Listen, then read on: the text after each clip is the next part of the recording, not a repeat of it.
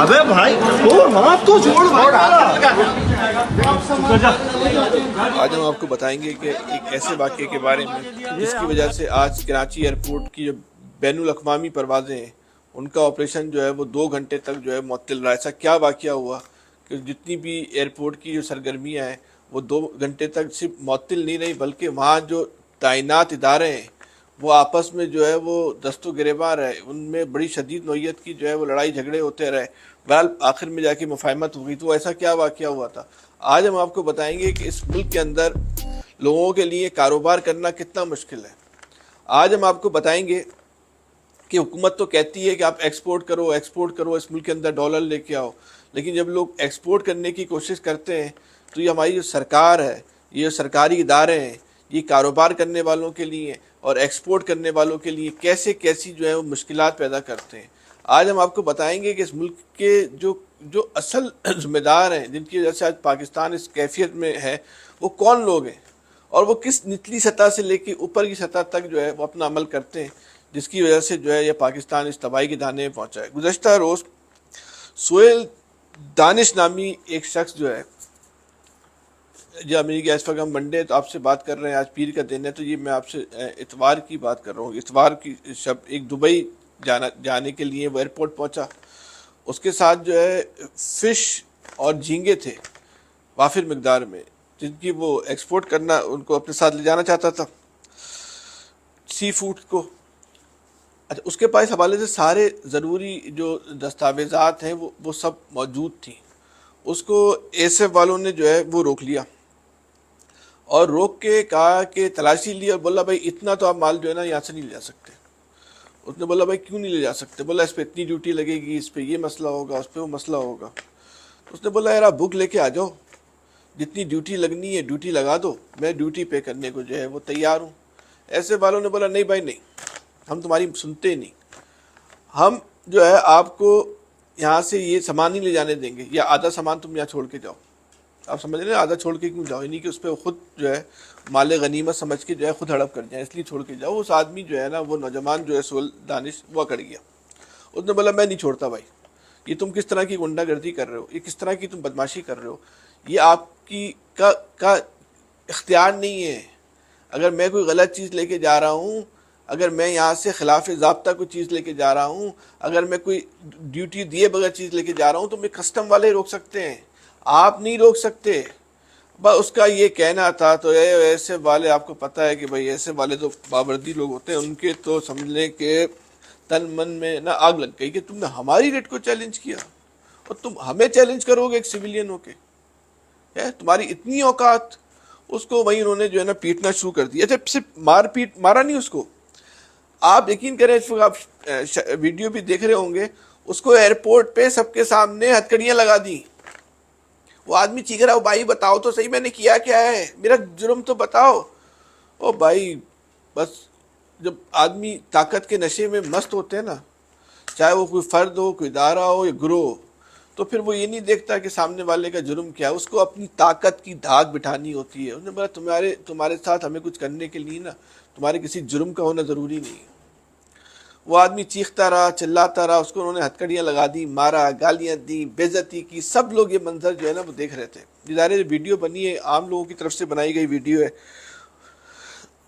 उसने बोला भाई मैं कोई ममनुआ चीज़ लेके नहीं जा रहा, मैं कोई खिलाफ ज़ाब्ता चीज़ लेके नहीं जा रहा, मैं वो चीज़ लेके जा रहा हूँ, इस मुल्क में डॉलर आएंगे, इस मुल्क को इस वक्त डॉलर की ज़रूरत है, तुम मुझे क्यों रोक रहे हो? उन्होंने बोला नहीं भाई नहीं, हमारी मर्ज़ी, हम जंगल के बादशाह हैं, हम एयरपोर्ट के बादशाह हैं, हम जिसको चाहे रोकें। बहरहाल ये वाक़या हुआ।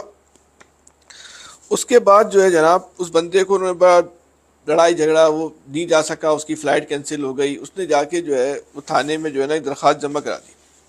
दरख्वास्त एयरपोर्ट थाने में उस बंदे ने, जिसका नाम जो है वो सोहेल दानिश, उसने कहा कि मेरे साथ एक शहजाद आलम नामी आदमी भी जा रहा था, हम दोनों, मेरी वजह से वो भी नहीं जा सका, और हमारे जो है $1200 हैं या 12,000 दरम, सॉरी 1200 दरम या 12,000 दरम भी जो है वो ऐसे वालों ने अब छीन लिए, नहीं छीने या मैं नहीं पता। ये उसने अपनी दरख्वास्त में एयरपोर्ट में जो है वो जमा कराया। अब इंक्वायरी शुरू हुई।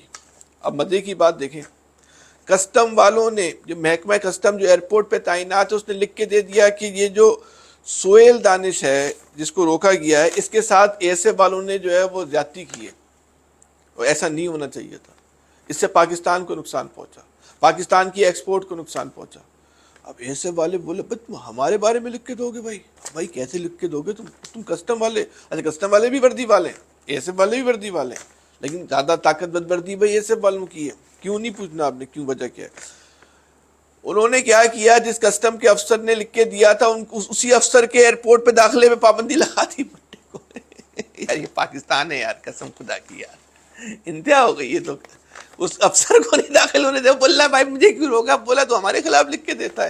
اس معاملے پہ جو ہے نا کسٹم ایز اے آرگنائزیشن جو ہے نا وہ کھڑا ہو گیا, اور آج پیر کو تقریباً 2 گھنٹے تک جو ہے 2 گھنٹے یا 3 گھنٹے تک جو ہے ایئرپورٹ کی سرگرمیاں بند رہی ہیں. یہ انٹرنیشنل واقعہ ہے, کسی انٹرنیشنل ایئرپورٹ کی سرگرمیاں اس لیے بند ہو گئی کہ اس ایئرپورٹ پہ تعینات ادارے آپس میں دستو گریباں ہو گئے تھے, آپس میں لڑائی چل رہی تھی, ریٹ کی لڑائی, جیسے حدود کی لڑائی ہوتی ہے نا تھانوں کے درمیان, اس طرح ایئرپورٹ پہ یہ لڑائی چل رہی تھی. کس کا اختیار ہے, تم نے ہمارے بارے میں کیسے لکھ کے دیا, کیا تم نے اس کو روکا کیسے؟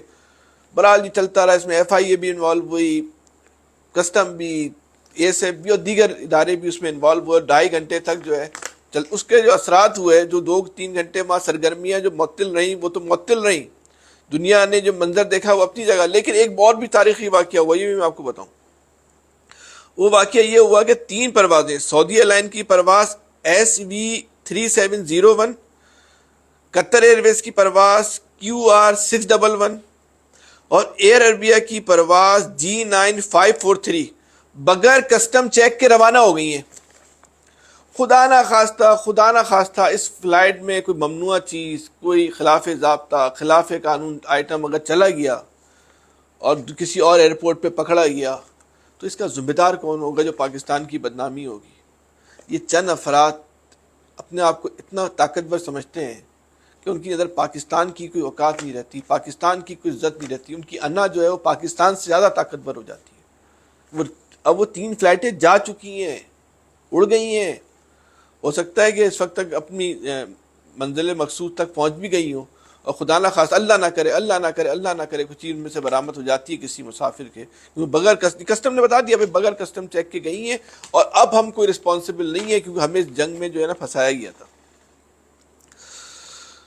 بہرحال یہ جو کچھ ہوا ایک بہت ہی افسوسناک واقعہ تھا.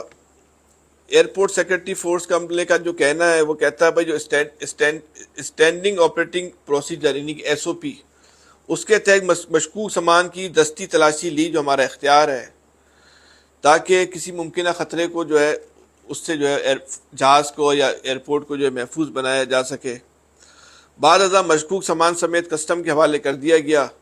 سول ایویشن کے ترجمان کا کہنا یہ ہے کہ جناح انٹرنیشنل ایئرپورٹ سے بغیر کسٹم کلیئرنس فلائٹ کی روانگی کی اطلاع درست ہے. کسٹم والے کہہ رہے ہیں بھائی ہو گئی ہیں. کسٹم والے کہتے ہیں کہ ایئرپورٹ والوں نے جو زیادتی, ایس ایف والوں نے زیادتی کی, ہمارا اختیار تھا جس میں وہ جو ہے اس نے جو ہے وہ مداخلت کی. بہرحال اس وقت 2 جو پروازیں ہوئیں اس میں 2 حج پروازیں بھی جو ہیں وہ تاخیر کا جو ہے وہ شکار ہوئیں. یہ CA والوں کا کہنا ہے. عمران کا کہنا ہے کہ بعد میں کوارڈینیشن ہوئی اور صورتحال کو جو ہے وہ بہتر جو ہے وہ بنا لیا گیا, صورتحال کو جو ہے وہ قابو کر لیا گیا. لیکن آپ کو بتانا مقصود یہ تھا کہ چند افراد کی انا کی وجہ سے یہ پاکستان, اس بندے کا جو نقصان ہوا جو ہوا نہیں ہوا, لیکن پاکستان کا کتنا نقصان ہوا, پاکستان کی کتنی بدنامی ہوئی. اس بندے نے جو ڈیل کی ہوگی دبئی کے اندر, وہاں مال نہیں پہنچا, ایک تو وہاں جو ان کا خریدار تھا اس کا پاکستان پہ اعتبار ختم ہو گیا. اب کیا وہ کسی پاکستان کے آدمی کے ساتھ وہ ڈیل کرے گا؟ کیا وہ پاکستان میں کوئی بزنس پاکستان کے ساتھ بزنس کرنے کی بات کرے گا؟ کیا دنیا میں مچھلی اور جھینگا سے پاکستان میں ملتا ہے, 100 اور ملکوں میں بھی ملتا ہے, تو پھر وہ وہاں سے کیوں نہیں خرید لے گا؟ اچھا پھر آپ نے اپنے ایکسپورٹ کی چیز کو مشکوک بنا دیا کہ ہماری چیزوں میں تو بھائی کوئی گڑبڑ بھی ہو سکتی ہے. اور پھر جو ایک عزت نفس مجروح کی ایک آدمی کی, اس کی کون قیمت ادا کرے گا یار؟ کون قیمت ادا کرے گا یار؟ 10 لوگوں میں اس کو گالیاں دے رہے ہو, مار رہے ہو, ہتھکڑیاں پہنا دی, وہ چیخ رہا بھائی میرا قصور تو بتاؤ میں نے کیا ہے, اس کو گالیاں دے رہے ہیں یار. بہرحال اس معاملے کو پاکستانی حکومت کو بہت اعلیٰ ترین سطح پہ دیکھنا چاہیے, اور جو لوگ ذمہ دار ہیں اس واقعے کے ان کو کرارے واقعی سے زیادہ عبرتناک سزا دینی چاہیے. کیونکہ جس طرح ہم کہتے ہیں نا کہ 9 مئی پہ پاکستان پہ اٹیک ہوا، پاکستان کی ریاست پہ اٹیک ہوا، یہ اس طرح کے جو واقعات ہوتے ہیں نا، یہ بھی پاکستان پہ حملہ ہوتے ہیں، یہ بھی پاکستان کی ریاست پہ جو ہے نا حملہ ہوتے ہیں کہ چند افراد اپنے طاقت کے زوم میں جو ہے وہ سمجھتے ہیں ان سے کوئی پوچھنے والا نہیں ہے، وہ جو چاہے کر سکتے ہیں اور وہ کر گزرتے ہیں اور واقعی ان سے نہیں پوچھا جاتا. آج آپ کو صرف یہ بتانا تھا کہ اس ملک کے اندر ایک تو کاروبار کرنا کتنا مشکل ہے، اور یہاں ادارے، طاقتور ادارے کتنے طاقتور ہیں، تو جس کی چاہے جو ہے وہ صرف وہ عزت بھی اچھال دیں، جس کو جب چاہیں روک لیں. بہرحال یہ آج کی ویڈیو تھی. اب تو یہ کہتے ہوئے عجیب سا لگتا ہے کہ اپنا خیال رکھیے، کون اس معاشرے میں اپنا خیال رکھ سکتا ہے. بہرحال ہمارے لیے آپ دعا کیجیے گا، اپنا بھی بہت زیادہ خیال رکھیے گا. اللہ حافظ.